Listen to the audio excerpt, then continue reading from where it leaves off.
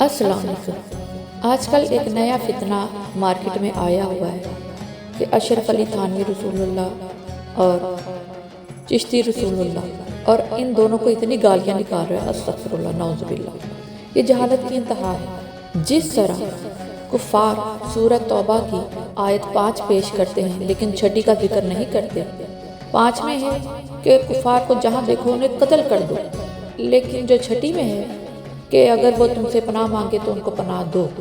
اسی طرح نیا فتنہ چشتی رسول اللہ کا یہ والا ورڈ بتا دیتا ہے، لیکن اسے اگلا یہ نہیں بتاتا کہ میں تو خود ادنا سا غلام ہوں، اصل کلمہ وہی ہے، یعنی لا الہ الا اللہ محمد رسول اللہ۔ یہ تو انہوں نے اپنے مرید کا امتحان لینے کے لیے کہا تھا۔ کیا ایسا جائز ہے؟ اگر آپ نے اسلامک کتب یا ہسٹری کا مطالعہ کیا ہو تو آپ کو ایسے واقعات بے شمار ملیں گے، جیسے حضرت جبرائیل علیہ السلام نے رسول اللہ صلی اللہ علیہ وسلم کو معراج کے موقع پر شراب پیش کی، کیا وہ حرام نہیں تھی؟ پھر حضرت ابراہیم علیہ السلام نے اپنے بیٹے کو ذبح کرنے کے لیے چھری چلائی، کیا یہ حرام نہیں انسانی قربانی؟ امتحان ہوتا ہے۔ حضرت علی نے بھیس بدل کر حضرت عباس کا امتحان لیا تھا۔